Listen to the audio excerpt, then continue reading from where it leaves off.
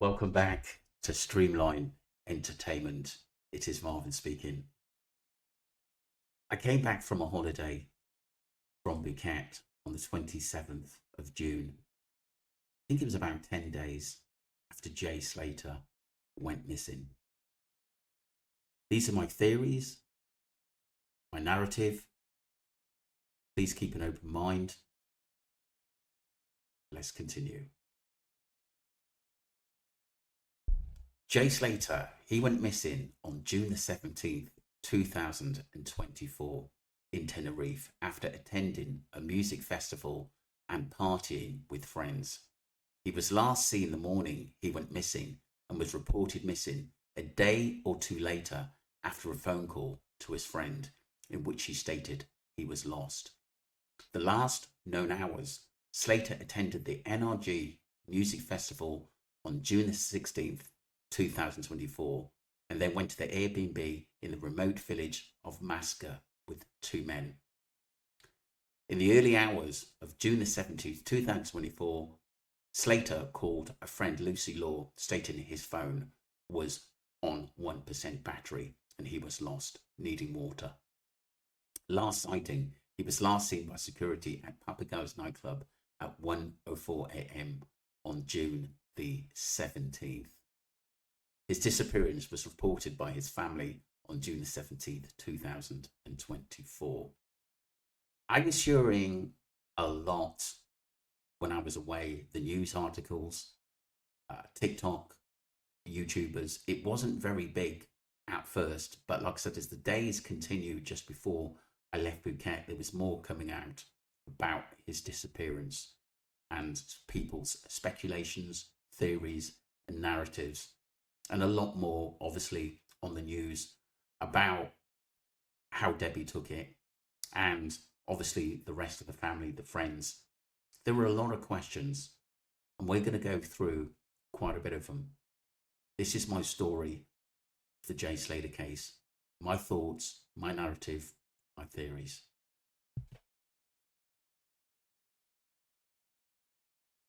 Move on to an article by The Independent, and this was produced by Tom Watling and Tara Cobham, Friday the 25th of July 2025, and it just gives basically a description of the case, how Jay Slater's holiday with friends took a dark turn and ended in tragedy. You can actually get that up on The Independent.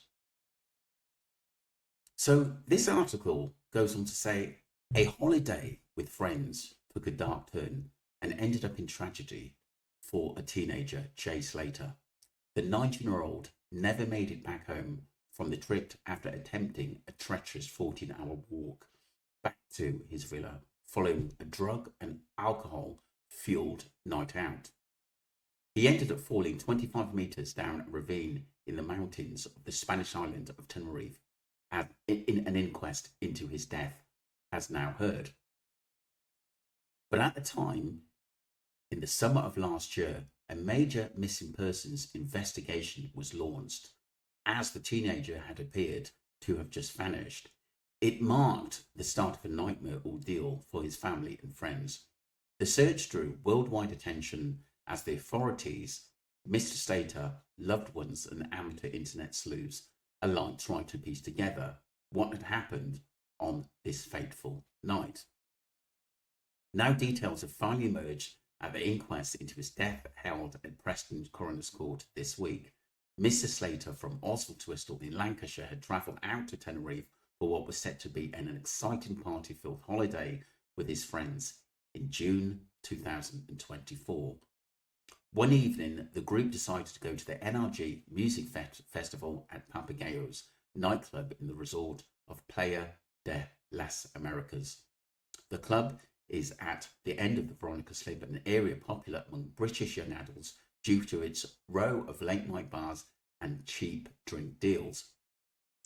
Bradley Gorhen, who was at the holiday with Mr. Slater, disclosed that his friend ended up taking an ecstasy pills, cocaine, alcohol, as well as possibly ketamine the night of the 16th of June. After the event, in the early hours of the morning, Mr. Slater joined two mysterious men to head up to the Airbnb in Namaska, a village into the mountains located miles away from his holiday apartment. Ayat Cuisine, who was later revealed to be one of the pair, said Mr. Slater had asked him to come back to the Airbnb apartment where he and a friend, Stephen Rockus, were staying. Mr. Cuisine described Mr. Slater on a buzz, chilled, happy, mingling. So there were no stresses on him that he'd been taken against his will, and he was just happy-go-lucky. Apparently, he left his friends, and then he wanted to stay and party with Ayub and Rocky by going back to their Airbnb in Masca. He told the inquest he went to bed when they returned and could hear Mr. Slater downstairs. Mr. Cuisine was woken about an hour later because he needed to move his car, and when he returned to the house, Mr. Slater was leaving and said he was going to catch a bus. Mr. Cuisine said he told the teenager, "Bro, there ain't no buses coming here anytime soon," but Mr. Slater left anyway. When the desperate search was launched last summer, Ophelia Medina Hernandez told police that she had spoken to the teenager while he was on the road near Masca and informed of the bus times back to the resort region. However, she spotted him a short while later walking up the road around 8 a.m. This was to be the last sighting of him before he disappeared. It turned out Mr. Slater had made the fatal decision to walk the 14-hour journey home instead in rapidly rising temperatures. We don't know whether he actually made that walk. Number one, even though his actually phone pinged and he gave a location to, I assume at the time, Brad, Lucy and Brandon, anybody else could have had his phone to actually do that, but we're going to go into that a little bit later. So Brad said he got a video call from Mr. Slater, who was walking along the road and was still under the influence, the inquest heard. Another friend, Brandon Hodgson, is a statement to the Spanish police, said Mr. Slater contacted him on a video call around 8:30 a.m, showing him surrounded by mountains with his phone battery down to 3%. But we were told in earlier videos by Lucy that it was down to 1%.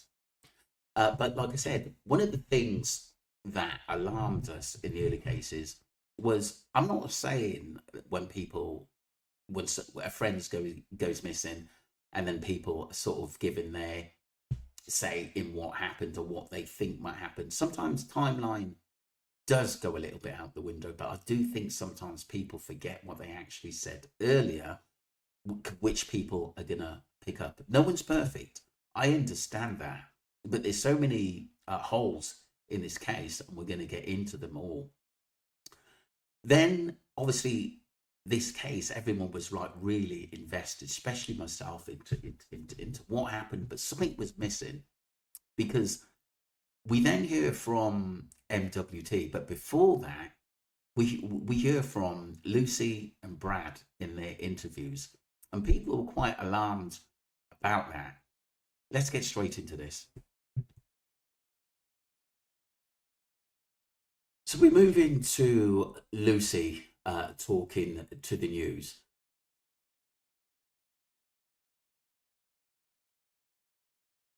Hours since you spoke to Jay? Well, it's actually even been longer than 72 hours now. It was 72 hours at 8:30 this morning, and obviously that's a long time to be going without food, without water.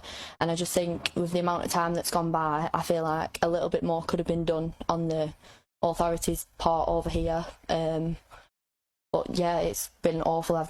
Honestly, I've never been so worried in my life. Like, it's just the unknown as well. Like, you don't know what's happened. You don't know where he's gone. Like, his last drop pin wasn't even on a road. Like, there's a reason he's gone off road, I think. Like, why has he not carried on the path? He's not a stupid boy. Do you know what I mean? Like, he would have stayed on the road. Like, it was at 8 a.m. as well. So, well, just after 8 a.m. So that's like the perfect time. It's not cold at night. It's not midday heat. So there's hikers, there's tourists, there's photographers. Like, there's like people around. He's not stupid. He would know to stay on the road and then he'd walk past someone and say, look, sorry, I'm lost. Like, I understand there's like the language barrier with some people, but someone would have been able to speak English. He would have been able to communicate efficiently to let them know that he had no phone, he had no water, and he was stuck up here. Like, why has he gone off the road? Like, there's unanswered questions.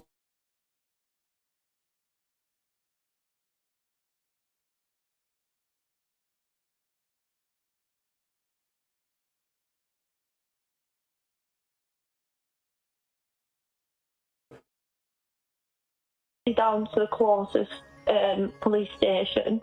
I was literally there within the hour of the phone call. I'd gone in, I said, I really need to report somebody missing. But I said, it's not like they're just missing around here, like he's missing in a very like abandoned place. There's nothing up there, it's just mountains. She gave me a piece of paper that said that I needed to go online, fill in a form, and then within 48 hours I'd receive a code, and I'd bring the code back to the police station, and then I could file a report. I said, within 48 hours, like, it could be fatal. I said, this needs reporting right now. So we'd come up, there was literally no sign of him anywhere. Like, we drove around all day. There was literally nothing, no sign of him. I went into a restaurant that was halfway up on the viewpoint. And is that where you are now, Lucy? You're staying at the coast, but you're now up in the mountains where you think Jay was. I've literally not slept at all since I've got that phone call at 8 o'clock. We all hope that the search continues and Jay is found safe and sound. But the final question is, what is he like? What's he like at home? Is he sensible, or is he a bit more of a risk taker? What's Jay like?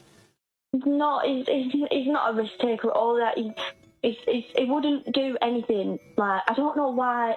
I can't understand why he would come out of the house and then decide that he was going to walk. I don't know why he would do that. And then I think he set off walking with back to it and not realised how far the walk actually is. And then when he's obviously, or when I'd spoken to him, he said he'd already walked about half an hour, and then obviously, I don't know if he's walked half an hour down the road and then put it into his maps, and then obviously it said it's like really far. I really don't know why he set off walking. There isn't much up here. However, there are cars that come up here. There are people that come up here to hike. Like, I've seen so many people up here, and it just sounds like to me is that for me personally, when I heard this, and I was actually thinking, there's too much going on. There's too much information earlier on in this case. Yes, she was worried about him. We still don't know really which police station. I was talking with Ali about this. She actually went to New Masker. I believe that she was at the Airbnb, to be honest with you. I really, really do. And was searching. For me personally, I would have, if I was with my friend, I would definitely contact his parents of a matter of urgency. That's the first thing I do. Don't forget, she actually didn't ring Debbie till 6 hours later, which is quite bizarre. So if you're searching and you're worried about someone, the first thing you do is actually contact their parents. That's the number one thing to do. And she didn't do that, which is quite odd. She never really elaborated where they actually searched. Yeah, I'm not saying go into full detail, but you could say, look, I've taken pictures here. We did this trail, we did there. Did she actually tell the parents that? I'm not so sure, which is quite bizarre. She said that the police would put helicopters up, but nobody heard a helicopter over Masker. So that tells me, how did she know that? Had she been there before?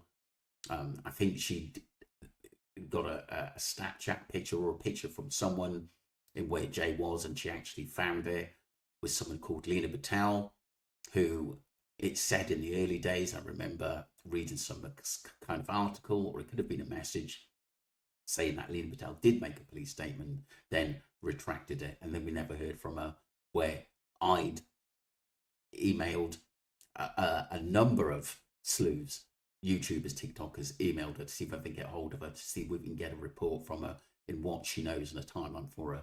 Nothing. But like I said, we were invested in this story. But like I said, we didn't really know what was going on. And then we heard from Brad.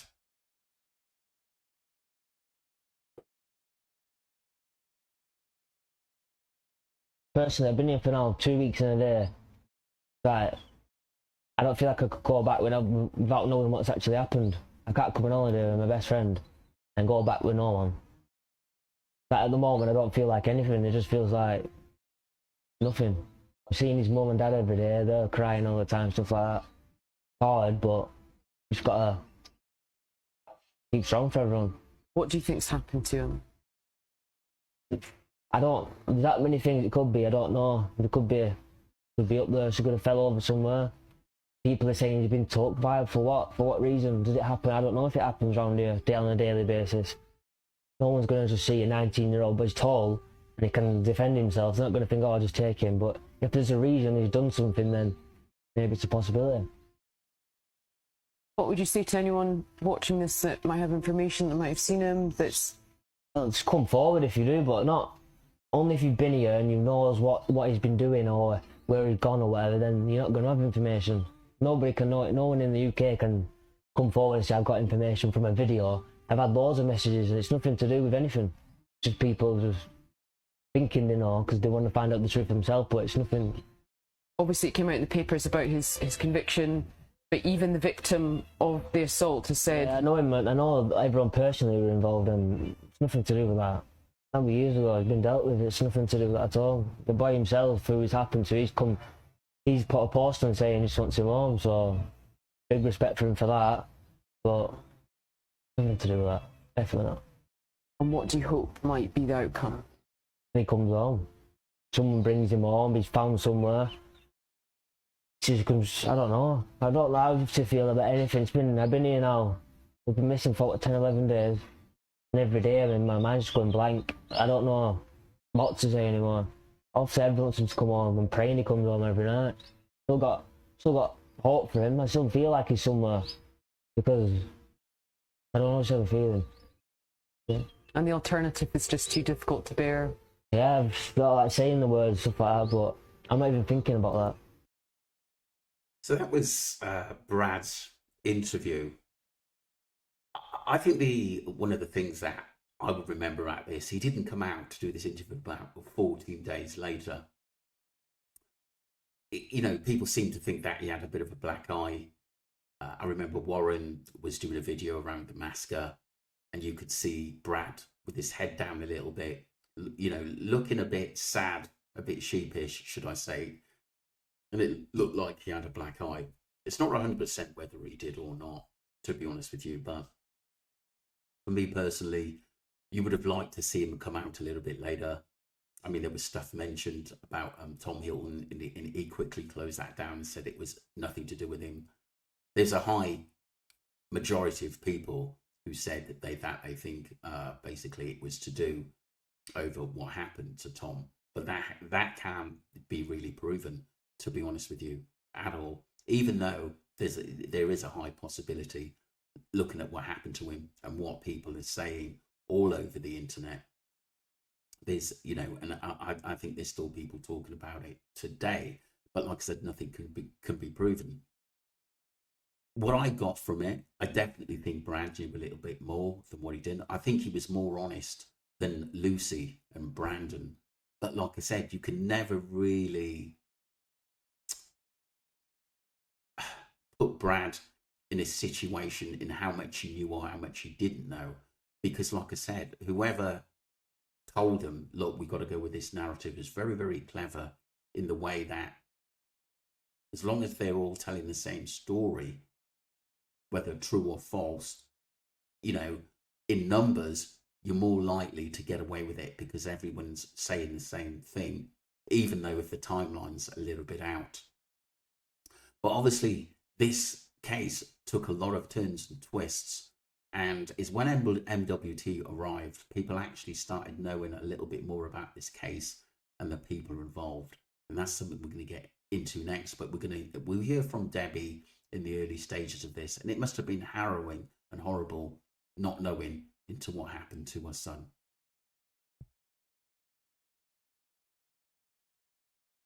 Just absolute living nightmare. It's like a dream. It's like it's not happening. It really is. It really is. I don't wish this on anybody. I want my baby back. Please, just anybody who can help, just look for him. There's a massive area up there, massive. It's over 48 hours now since he was last had any contact with anybody. He's out there somewhere, or somebody knows where he is. We just need to find my baby. First holiday abroad, saving up, looking so forward to this event. 3-day DJs from everywhere, absolutely buzzing about it. 3 days, third day into the NRG festival, and this has happened. I was loving that he will go in and saying you'll love it, you'll come back, you'll want to go again, you want to go to all these other different events everywhere. Now I just wish I hadn't encouraged him to go. I should have said don't go to Tenerife. I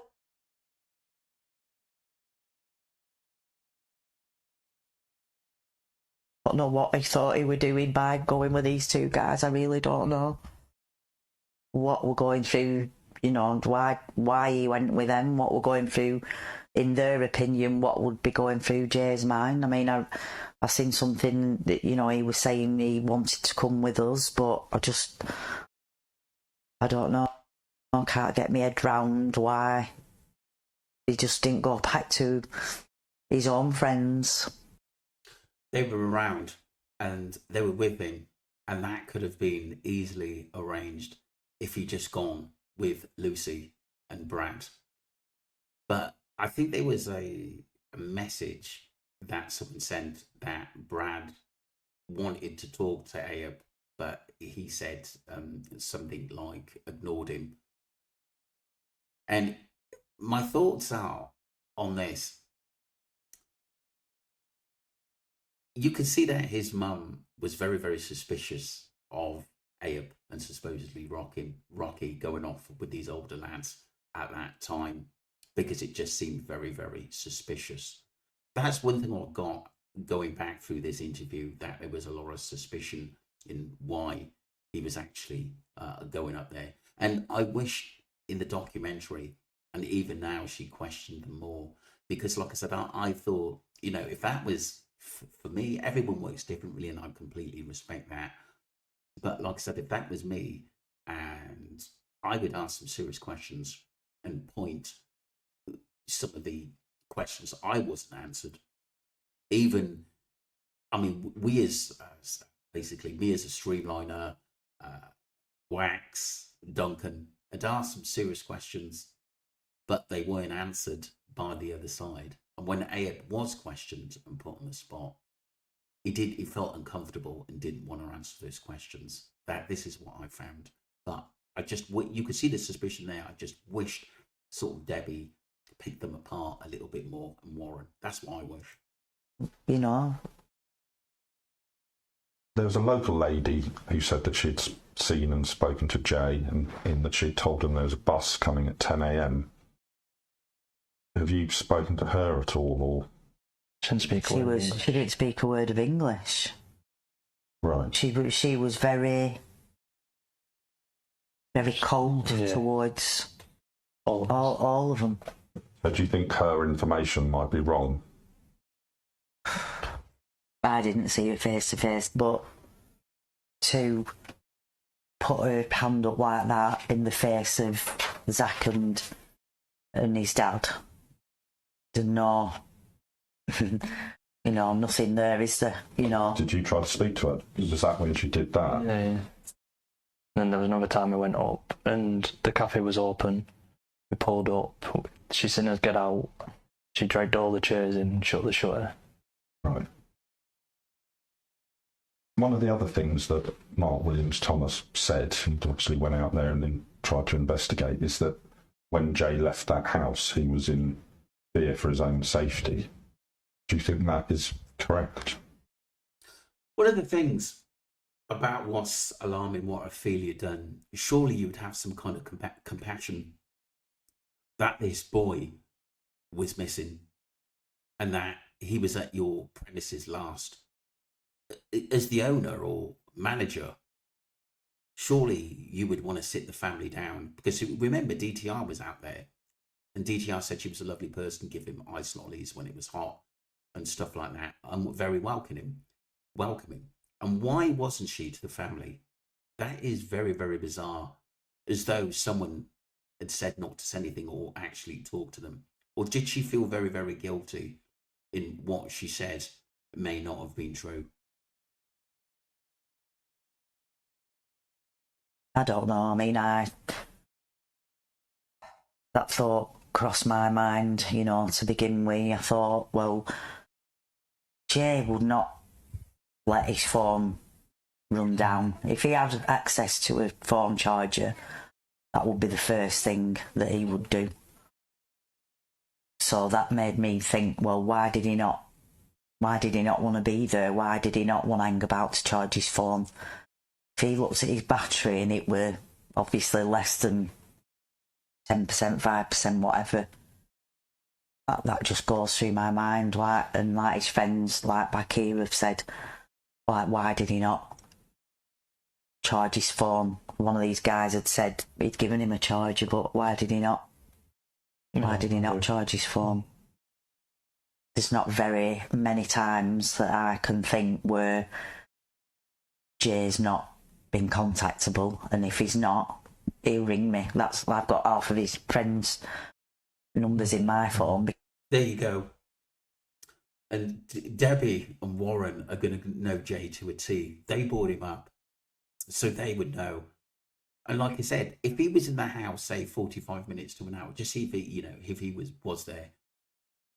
45 minutes to an hour is enough to get enough charge.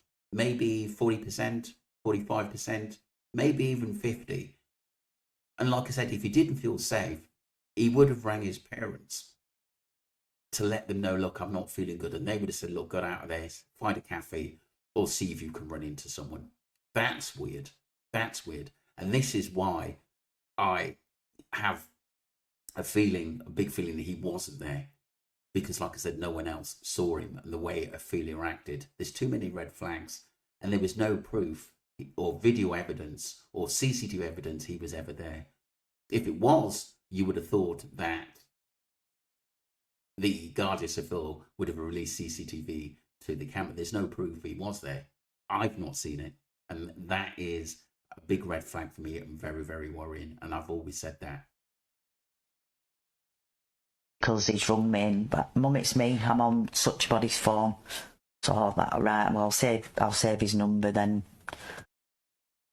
Just that. Why did he not charge his phone? Why did he walk that way, not that way? And when you're up there and you're looking down and you can see civilization, buildings, traffic, it's a tourist place. We've got to remember this was June as well. There's a lot of tourists about. It's funny how any other independent witness didn't see him. The only people who really saw him was the people who were involved in his disappearance. This is what I can blatantly see. Ophelia owns the Airbnb, and she claims that she saw him twice. And then again at a later time, it was just once. It's just bizarre to me in that the way she treated your family. And the only thing I can see is someone told her not to talk to the family, or to Warren or Warren's other son. It just doesn't make sense, Zach. It just doesn't make sense to me in why she acted that way. And like I said, I think Debbie there really questioned everything that was going on. And she knew if Jay was in any trouble, he would ring her because she would tell him what to do to get out of there. That's what's bizarre about this case. It's because, like I said, he did, basically Jay did everything his mum taught him not to do. They were at a bus stop at the end of the street. They were at a bus stop further down. I just can't comprehend, I just can't get into my head why he would have gone the total opposite way. Instead of going down to civilization, why he would go up the other way. I just can't get my head round that bit. I was just saying, like, I would like, thanks, you know, thanks for what you've done, thanks for reporting him missing, but obviously not knowing anything else at that point. You know, I was just saying, like, because she's only a kid herself, she's only 18, you know, and I said, like, thanks for reporting it, but then obviously after that, it was like, just so many questions. There you go, because like I said, I think what it was, I think Lucy was running around technically like a headless chicken to get all the information to the police. Yes, she wanted him to report him missing. Yes, she basically was, supposedly the narrative was to do everything possible to actually find Jay. But we had other thoughts, but we're going to go into that a little bit later, because I thought it was bizarre to say, look, the police would put a helicopter in the air and he wasn't even missing 24 hours. That didn't make sense to me. Why would you say that and elaborate on that I did everything possible to find Jay? And I seem to be getting the blame for something. But what it is, the questions that we put out there are not being answered. And I honestly don't believe Jay was ever at that Airbnb, because there was no proof he was there. And most of the voters were taken outside. And when you see that beauty, you would want to take pictures with your friends, headshots, basically full body pictures. You just would. That backdrop's absolutely beautiful. Why wouldn't you do that? Because you don't know when the next time you're going to be in a beautiful area like that. That never made sense to me either. And I think a lot of people questioned that. Really, you know, thinking you can't change anything, like, but it's just like thinking, like, if you knew his location, well, you know, why didn't you just go to him? There you go. There you go. There you go. I think Debbie done some really, really deep thinking there. Really, really deep thinking there. I honestly don't believe Jay had his phone at that time, and that was one of the reasons why he didn't ring his mum, his dad, his brother, because he wasn't didn't have access to that phone, and someone else was controlling it. But that's what I believe. There's taxis. There's even a taxi rank up there. There's a taxi rank. There's loads of taxis everywhere in Los Cristianos, in any of them resorts. Yeah, but it's all the what ifs and the ifs and buts and everything in it. But I'm not going to change anything. I just drive myself insane thinking about. Why didn't she ring me straight away? She was that worried, and she was ringing the police at that point. Why didn't she ring his mum? There you go. There you go. That was when I heard Debbie say this. This was my first thought. Why didn't you call her a matter of urgency? Why did you wait over 6 hours to contact her? That was bizarre.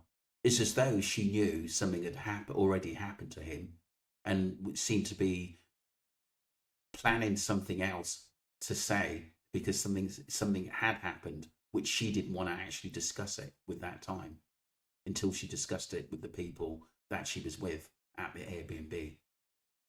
She knows that the bond that me and Jay, she knew the special bond that me and Jay have. I'm just glad that we spoke to each other that night. Sounds like to me that it seems that Debbie sees that Lucy had really let her down, because I think she was the one that said, oh, look, I'll look after Jay when he's out there. And I think Debbie really, really trusted Lucy, because obviously Lucy's got family out there. She knows a lot of people out there. Brandon was out there. So she thought that he would be safe. And I think she feels really, really let down. Like, the questions is, why did you go to him? If you knew where he was, you could have taken a taxi up there. And why over 6 hours to contact Debbie? That never ever made sense to me. And this is why people are so strong on that there's something not quite right in what the friends were saying, and it should be put out there.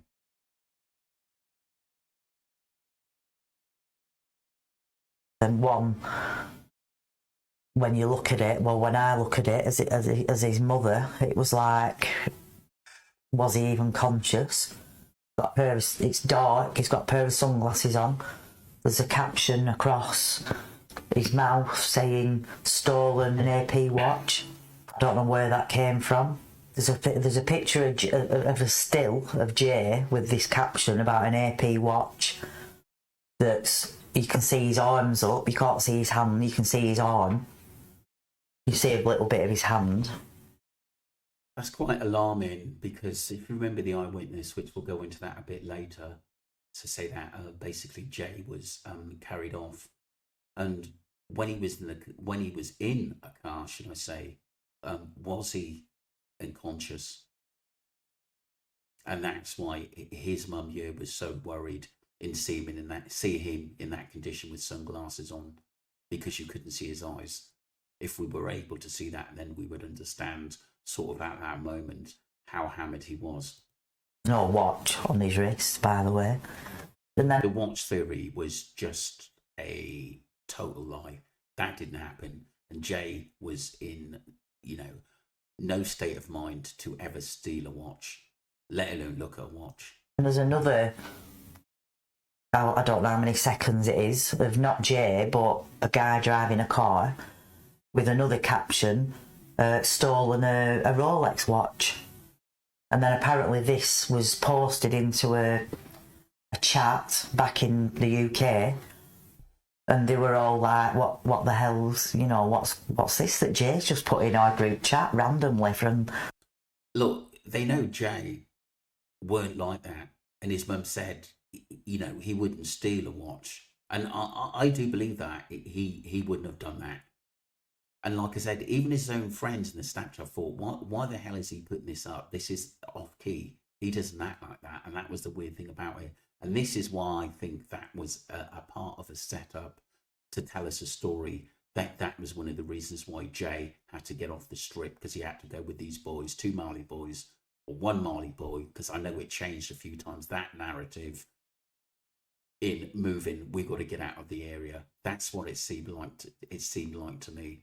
To me, that was a setup, that was a narrative to make everything run into line, that Jay took something, and that's one of the reasons why he had to get out of the area. I don't believe it. I believe that was someone who tried to swerve us from getting the truth.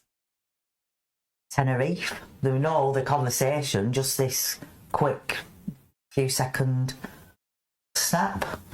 So I have no idea what that's about, or was there somebody else sat outside of him with his phone? I've no idea. One of the things we've touched on is the drugs trade, and people have suggested that he fell. Was there somebody sat beside him with his phone? So 100%, I think obviously Debbie must have thought about that. Do you know what I mean? Because like I said, it was a massive topic of conversation in who's controlling this narrative. And we saw the suspicion that she had for Rocky and Ayub, and the last technically people to see Jay alive. About a drug smuggling gang or cartel. What's your reaction to that? That again, that was made up the TikToks, weren't it? sick people putting voiceovers, and the video of him on the dance floor, and he's dropped a bag of drugs, and that's they've had to take Jay to forfeit this to Jay. I mean, look, there was a lot of speculations going on and what was dropped on the floor and about the bag. We don't know what was in those bags, to be honest with you. We can't confirm. But what we do know is that some of Jay's friends have got a background with drugs, and that was absolutely proven, which will go on into the case. I believe Jay went out there just to have a good time with friends, but I do honestly believe that there were people who had it in for him due to things that happened back home.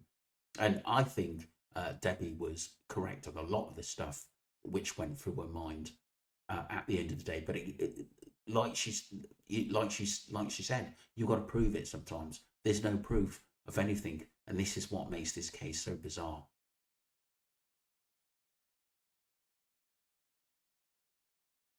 So that was the narrative and start of the Jay Slater case, where obviously his mum Debbie had come out and technically told us what was basically happening in the case, which she was very distressed, which she had every right to be because her son was missing.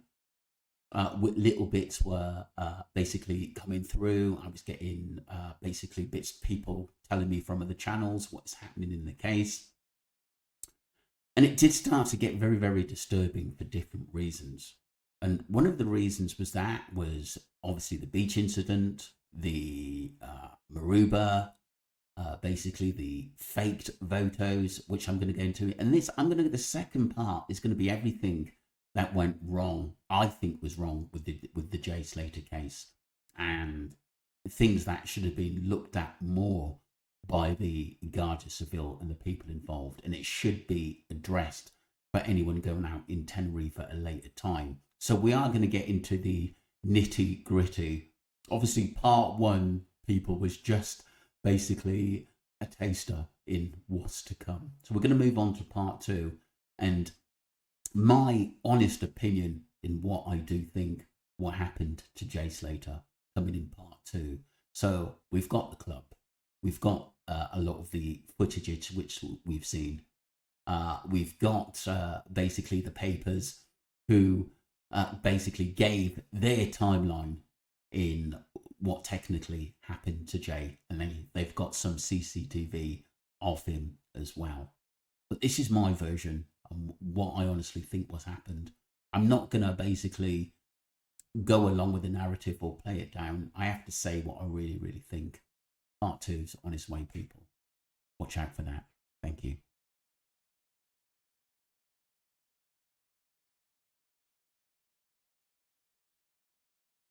Sent a horrible Snapchat message saying to kiss your son goodbye. Let me explain. I saw this comment on my recent video. Why aren't you mentioning the text messages his mum got? Seems weird that no one's mentioning that. I did actually mention the messages in another video, I just didn't even know what they said at that point. But now I do, I've just found this. Basically, Jay's mum Debbie, she landed in Tenerife waiting to hear news about her son, because the police told her that it's for the best if she goes over there. And 10 minutes after she landed, she got a horrible Snapchat message, which they ended up screenshotting and sending to police. Apparently, this message on Snapchat said, "Kiss goodbye to your boy, you're never going to see him again, he owes me a lot of money." Jay's brother Zach managed to screenshot it before it disappeared, and then obviously she reported it. She now believes that Jay, who's supposed to fly home tomorrow morning, is being held against his will and has a feeling that something bad's up.